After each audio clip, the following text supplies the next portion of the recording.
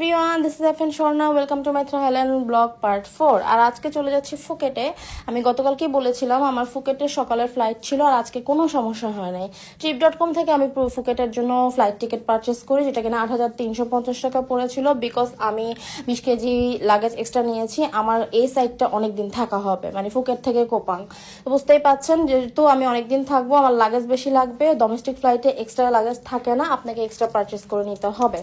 So একদম খুব আরাম করে টাইম মতো পারফেক্টলি আমি প্লেনে গিয়ে বসি, এবং মোটামুটি গিয়ে 1 ঘন্টার ভিতরে আমি ফুকেটে পৌঁছায় যাই। আর দেখতেই পাচ্ছেন ফুকেট কিন্তু অনেক ক্রাউডি। অলরেডি দেখছেন যে ট্রাভেল লাভারদের জন্য এটা অনেক ভালো, মানে গিয়ে একটা প্লেস, যার কারণে কিনা এত ভিড় এখানে। ভিতরে ঢুকে এয়ার এশিয়ার ফ্লাইট দেখে আমার ভালো লাগছে, কারণ এয়ার এশিয়ার প্রত্যেকটা সিট এবং সবকিছু খুবই কমফোর্টেবল ছিল। সো 1 ঘন্টা আমার কোনো কষ্ট হয় না, কারণ আমি ফ্লাইটে উঠলে অনেক ঘুমাই, সেটাই করেছি। এবার কোনো পন্ডিতি না করে ট্রান্সপোর্টের জন্য আমি হেল্প নিয়েছি ট্রাইম ট্রাভেলারের কাছ থেকে। সত্যি কথা বলতে ট্রাইম ট্রাভেলার না হলে আমার অনেক হ্যাসেল করতে হইতো, মানে গত এক্সপিরিয়েন্স 2-3 দিনের। আমি চিন্তা করলাম যে আমার ফিফি ক্রাবি সব ট্রান্সপোর্টের দায়িত্ব আমি ট্রাইম ট্রাভেলারকে দিব, যেহেতু আমার হোটেল এবং গিয়ে টিকিটের কোনো ঝামেলা নাই। সো বাকিটা সম্পূর্ণ অ্যারেঞ্জ করে দিছে টাইম ট্রাভেলার। আমার যেখানে যাওয়া দরকার, যেটা দরকার আমি তাদেরকে বলছি আমার আইটিনারি, তারাই আমাকে টাইম টেবিল ঠিক করে ট্রান্সপোর্ট দিয়ে দিয়েছিল। যাই হোক, সকালবেলা একদম টাইম মতো আমরা আমাদের যে গিয়ে হোটেল, সেটায় পৌঁছায় যাই, যেটা কিনা আমি Booking.com থেকে বুক করি। কাসালোনা এই হোটেলটা, এটা পাতং থেকে 5 মিনিটের দূরত্বে একটা বুটিক একটা রিসর্ট।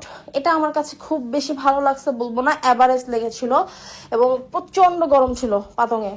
যাওয়ার পরে আমার খুব অস্থির লাগতেছিল, অ্যান্ড ওখানের ভিউটাও সুন্দর ছিল। সত্যি কথা বলতে এটা না, মানে যেটা বলে না, রিয়েলিটি আর ইনস্টাগ্রাম এটা একটু ডিফারেন্ট। আসলেই আপনি রিয়েলিটিতে দেখবেন একরকম, ইনস্টা একরকম। আমি বলবো না সার্ভিস খারাপ, কিন্তু যখন এটাকে আপনি ছবি বা ভিডিও বা ইনস্টাতে দেখবেন, তখন মনে হবে আল্লাহ ওয়াতে অ্যাস্থেটিক একটা প্লেস। বাট আমার কাছে খুবই অ্যাভারেজ লাগলো। রুমে গেলাম, রুমে যাওয়ার পরে আমার কাছে মনে হয়েছে যে খুবই আহামরি কিছু না। আর আমার এই রুমটা পার নাইট পড়েছিল 6,300 সামথিং, 6,350 টাকার মতো পড়েছিল।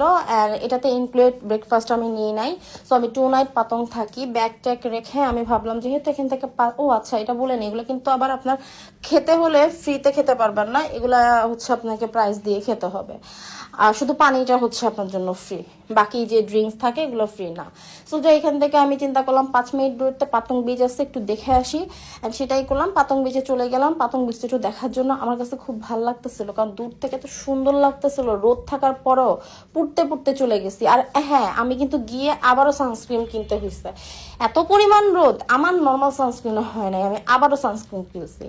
তো যাই হোক, সকাল তো গেল এভাবেই। সন্ধ্যাবেলায় বের হলাম যে একটু এখান থেকে 15 মিনিট দূরত্বে বাংলা ওয়াকিং স্টেশন, যেটা কিনা আপনারা জানেন খুবই ফেমাস পার্টির পথে। এই যে আইসক্রিম যে না কোকোনাট আইসক্রিম, সেটাও ট্রাই করলাম। 100 বাত, মানে 400 টাকার মতো। অ্যান্ড তার থেকে একটু সামনে এগিয়ে গেলেই বাংলা ওয়াকিং, যেটা ওকে বলে রোড, বাংলা ওয়াকিং রোড যেটা। এটা আসলে সত্যি কথা বলতে যারা পার্টি লাভার তাদের জন্য কোনো কিছু নাই এখানে আপনি ইলিগাল পাবেন। হ্যাঁ, সবই লিগাল। এটা আসলে ভাইয়াদের ফেভারিট জায়গা হবে, ব্যাচেলারদের ফেভারিট জায়গা, অ্যান্ড মোস্টলি আঙ্কেলদের ফেভারিট জায়গা। সত্যি কথা, এখানে গেলে মেয়েরা অনেক সেফ। আপনার দিকে কেউ তাকাবে না বই না, আপনার যা মন চায় তা পড়া এখানে যান, আপনার দিকে কেউ তাকাবে না, কারণ এখানে তাকানোর বহুত জিনিস আছে। তো এমন এমন ওপেন জিনিস আছে যে আপনি ওপেন হয়ে থাকলে আপনার দিকে তাকাবে না, এরকম একটা জায়গা। তো মেয়েরা এখানে খুবই সেফ, মেয়েদের দিকে কেউ টিসিও করবে না। লাইক আমরা এখানে জিন্স পরলেও টিস, এখানে আপনি জিন্স ছাড়া বাকি সবকিছু খুললেও হাঁটলে কেউ টিস করবে না। যাই হোক, এটা অনেক পার্টি বাজারটা এলাকা। এখানে একটু হাঁটাহাঁটি করে আমি এখানে বেশিক্ষণ টাইম স্পেন্ড করলাম না, এখান থেকে বের হয়ে গেলাম, কারণ আমার ক্রাউডি জায়গা অনেক অস্বস্তি লাগে। আর এখানে দেখে মনে হয়েছে যে দুনিয়া পাপের অভাব নাই, যে আমাদের মতো পাপীরা অনেক পাপ করি। এই তো বের হইলাম, বের হয়ে এখানে ফেমাস একটা ফুড ট্রাই করলাম, ওদের স্ট্রিট ফুড।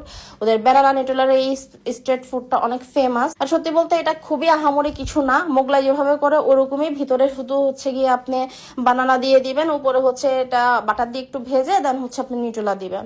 আর খাবারটা খেয়ে আমার কাছে মনে হয়েছে খুবই অ্যাভারেজ, মানে অ্যাভারেজ, খেতে খারাপ না আবার খেতে খুবই মজা না, হ্যাঁ, যেটা কিনা বলা হয়, আমার কাছে অ্যাভারেজ লেগেছে। আর এটা 50 বাত নিয়েছিল যতটুকু মনে আছে। অ্যান্ড এটা খাওয়ার পরে হচ্ছে গিয়ে আমি আমার পরের দিনের প্রস্তুতি নিয়ে অ্যান্ড পরের দিন সকালবেলা আমি হচ্ছে গিয়ে চলে যাই কিছু ভিউ পয়েন্ট দেখতে। আর সবকিছুর দায়িত্ব নিয়েছে টাইম ট্রাভেলার, তাদের কারণে আমি হচ্ছে গিয়ে অনেক অনেক শান্তিতে একটু ট্রাভেল করতে পেরেছিলাম। প্রথমে মাধবয়া ক্যাফেতে যাই, সিরিয়াল থাকার কারণে সেখান থেকে আর ওয়েট না করে আমরা অন্যদিকে চলে যাই, কারণ মাধবয়া ক্যাফে একদিকে, কারণ কাটানোয় আরেক দিকে। তো মাঝখানে হচ্ছে ওল্ড টাউনে যাব, যাওয়ার পথে একটা ভিউ পয়েন্ট পাই, সেটাও একটু দেখে যাই। তারপরে যেটা হয়, এখানে কিন্তু একটা স্ক্যাম হয়। ওল্ড টাউন দেখেন, ভিতরে কিন্তু যেতে খুব সুন্দর। আর স্ক্যাম কি হয় সেটা বলতেছি। আমাদের তো গাড়ি ঠিক করে দিছিল টাইম ট্রাভেলার, কিন্তু আমরা হচ্ছে লোকেশনটা ওখানে পরে যাব চিন্তা করে আমি যখন ব্যাক করি যে না ভাইয়া আমি এখানে আগে যাব না, আমি ওল্ড টাউনে আগে যাব, পরে আবার ব্যাক করে এখানে আসবো, কারণ এখানে সিরিয়াল নাই। লোকটা আমার কাছ থেকে এক্সট্রা আরো টাকা নিয়েছে, কারণ হচ্ছে সে আবারও আমাকে এই দুটো ঘুরে তারপর এখানে যাবে দেখা। মানে এদের সেকেন্ডে সেকেন্ডে ওরা ওয়েট করে কিভাবে আপনাকে স্ক্যাম করবে। সো বি কেয়ারফুল, আপনি যে আইটিনারি দিবেন সেটা অনুযায়ী আপনি ট্রাভেল করার চেষ্টা করবেন, কারণ এখানে বাঙালিদের কোনো হাতে কিছু থাকে না, সম্পূর্ণটা হচ্ছে গিয়ে আপনার ওরাই হচ্ছে স্ক্যাম করার ধান্দায় থাকে। যাই হোক, এরপরে হচ্ছে এই ক্যাফেটাতে চলে যাই। এটা হচ্ছে গিয়ে আপনার ওল্ড টাউনের একটা ক্যাফে, যেটা কিনা হচ্ছে সবাই বলে যে হ্যারি পটার হচ্ছে থিম, বাট এটা হ্যারি পটার না, এটা ওয়েজার মতো হচ্ছে কিছু একটা থিম করছে, যেটা কিনা একটু সিমিলার হ্যারি পটারের সাথে। এন্ড ভিতরে খুবই সুন্দর ডেকোরেশন করা। 200 বাত রাখে পার পার্সন, যেটা কিনা আপনি খাবার অর্ডার করলে আবার কেটে নিবে, সো টেনশনের কিছু নাই। আর ওদের সি ফুড পিৎজা আর হচ্ছে বাটার বিয়ারটা এত মজা, এত মজা। আমি ভাই একলা একলা 2 জনের না 3 জনের পিৎজা একা খেয়ে ফেলছি, বুঝেন কি পরিমাণ মজা ছিল এই পিৎজাটা। মানে আমি পিৎজা রেখে আসবো না এরকম একটা অবস্থা। হাতে যেহেতু সময় ছিল না, চটজলদি খেয়ে ওইখান থেকে হচ্ছে আমরা কাটানো এবং কারণ বীচ যাই। অল্প একটু সময় থাকার কারণে আমরা এখানে বেশি লেট করতে পারি নাই। বেসিক্যালি আমি ছবি টবি কিছু নিতে পারি নাই ঠিক মতো, একটু দেখতে গেছিলাম। আমার কাছে খুব ভালো লাগছে, পাতং থেকে কাটানয় বীচটা আমার কাছে বেস্ট মনে হয়েছে। যারা কিনা ফুকেট যেতে চান, আমি বলবো যে আপনারা পাতং না থাকে কাটানয় থাকতে পারেন, যদি ক্রাউড এড়াইতে চান। আর এরপরে চলে আসলাম মাধবয়া ক্যাফেতে। এটা একটা পদ্ম পাতা দিয়ে হচ্ছে থিমের ক্যাফে, যেখানে কিনা আপনি গিয়ে ছবি তুলতে পারবেন বাইরে থেকে। আর যদি চান ড্রোনে তুলতে 2000 বা 2500 বাত আপনার লেগে যাবে। সো এটা আপনার উপর। আমি আমার হোটেলের সামনে থেকে নেল এক্সটেনশন করে আমার রুমে চলে যাই, কারণ পরের দিন সকালে আমার আবারও ফিফির জন্য যেতে হবে। আর আমার সম্পূর্ণ দায়িত্ব নিয়েছে টাইম ট্রাভেলার্স। সাথে থাকুন পরবর্তী